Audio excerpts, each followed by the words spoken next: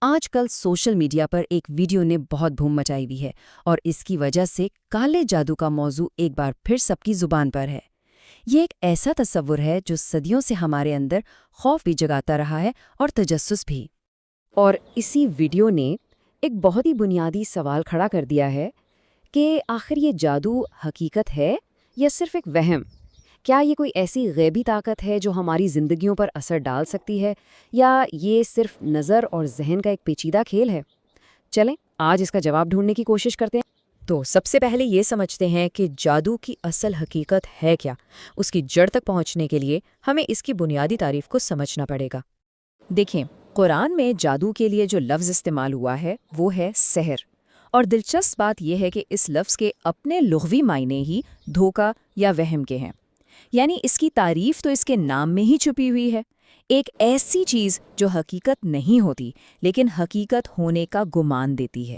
اس کی سب سے زبردست مثال ہمیں حضرت موسیٰ اور فرعون کے جادوگروں کے قصے میں ملتی ہے۔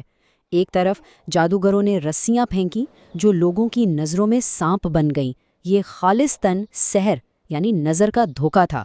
لیکن دوسری طرف جب حضرت موسیٰ نے اپنا عصا پھینکا تو وہ اللہ کے حکم سے ایک حقیقی اژدہا بنا اور اس نے اس سارے وہم کو ایک ہی بار میں نگل لیا۔ یہی فرق ہے وہم اور حقیقت میں، جادو اور معجزے میں۔ تو سوال یہ ہے کہ یہ تصور شروع کہاں سے ہوا؟ آئیے ذرا اس کی تاریخی جڑوں کو کھنگالتے ہیں۔ یہ کہانی ہمیں قدیم بابل میں حضرت سلیمان علیہ السلام کے دور میں لے جاتی ہے۔ یہاں ہاروت اور ماروت نامی دو فرشتے بھیجے گئے۔ ان کا مقصد کیا تھا؟ لوگوں کو ایک آزمائش کے طور پر جادو سکھانا، لیکن ایک واضح وارننگ کے ساتھ۔ وہ صاف صاف کہتے تھے، دیکھو یہ کفر ہے، اسے مت سیکھو۔ اس علم کا مقصد بھی میاں بیوی میں ناچاکی ڈالنے جیسے منفی کام تھے، اور اس میں بھی شرط یہ تھی کہ یہ اللہ کی مرضی کے بغیر کبھی کارگر نہیں ہو سکتا۔ اور اس بارے میں اللہ کا فیصلہ بالکل حتمی اور واضح ہے۔ قرآن میں ارشاد ہوتا ہے، اور جادوگر کامیاب نہیں ہوتا چاہے وہ کہیں سے بھی آئے۔ یہ ایک کھلا اعلان ہے کہ بالادستی ان وہمی قوتوں کی ہرگز نہیں ہے۔ اب آتے ہیں اس موضوع کے سب سے پیچیدہ اور حساس حصے کی طرف، وہ واقعہ جب خود نبی اکرم صلی اللہ علیہ وسلم پر جادو کا اثر ہوا۔ یہ ایک ایسی بات ہے جو اکثر لوگوں کو الجھن میں ڈال دیتی ہے۔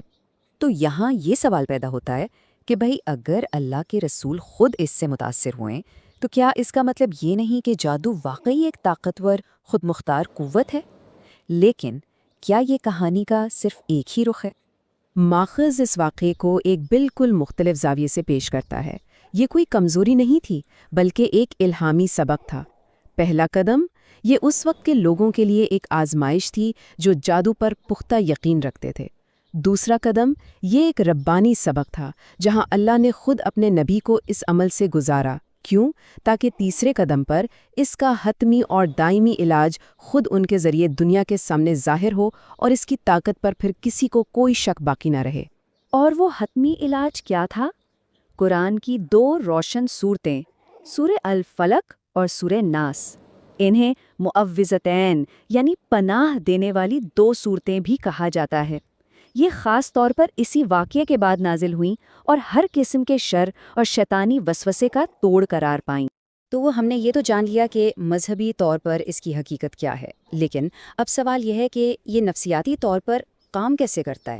آخر ایک وہم کسی پر اتنا گہرا اثر کیسے ڈال سکتا ہے؟ دیکھیں، جادو کی اصل طاقت اس میں خود میں نہیں ہے بلکہ ہمارے اپنے وہم اور وسوسے میں ہے۔ یہ دراصل نظر اور خیال کی بندش ہے۔ ذرا سوچیں، اگر کسی کو مسلسل یہ یقین دلایا جائے کہ تم پر جادو ہے تو اس کا ذہن اسی ایک خیال میں پھنس کر رہ جاتا ہے۔ یہ منفی سوچ ہی اس پر حاوی ہو کر اسے جسمانی طور پر بھی بیمار اور کمزور کر دیتی ہے۔ اب ذرا اس چارٹ کو دیکھیں۔ یہ ایمان اور وسوسے کے اثر کے درمیان تعلق کو دکھاتا ہے۔ جس شخص کا اعتقاد کمزور ہوتا ہے اس پر وسوسوں کا اثر بہت زیادہ ہوتا ہے۔ اس کے برعکس جس کا ایمان مضبوط ہے اس پر ان وسوسوں کا اثر اتنا ہی کم ہو جاتا ہے۔ قرآن بھی اسی نفسیاتی اصول کی تصدیق کرتا ہے۔ جو شخص رحمان کی یاد سے غافل ہو جاتا ہے ہم اس پر ایک شیطان مسلط کر دیتے ہیں جو اس کا ساتھی بن جاتا ہے۔ یہی ساتھی ہے جو کان میں وسوسے ڈالتا رہتا ہے اور انسان کو وہم اور خوف میں مبتلا رکھتا ہے۔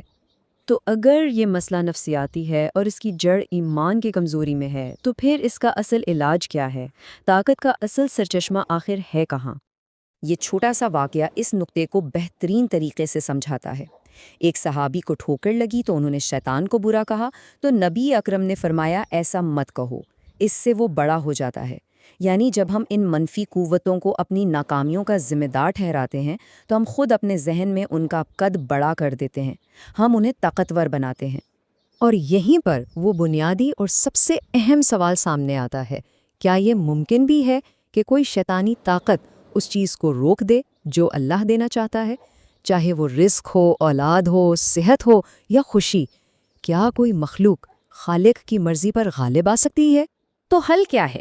اپنی روحانی ڈھال کو مضبوط کرنا، اپنی توجہ شیطانی وسوسوں سے ہٹا کر اللہ کی طاقت پر مرکوز کرنا، دین سے جوڑنا، معوذتین کی تلاوت کو اپنا معمول بنانا اور اس یقین کو دل میں پتھر کی طرح پختہ کر لینا کہ اللہ کی مرضی کے بغیر ایک پتہ بھی نہیں ہل سکتا۔ تو آخر میں یہ پوری بحث صرف ایک سوال پر آ کے ٹھہر جاتی ہے، ایک ایسا سوال جس کا جواب ہم سب کو اپنے اندر تلاش کرنا ہے۔ ہم کس سے زیادہ طاقتور مانتے ہیں، شیطانی وسوسوں کو یا اللہ کی قدرت کو؟ جو ہمارا جواب ہوگا وہی ہماری حقیقت بن جائے گی۔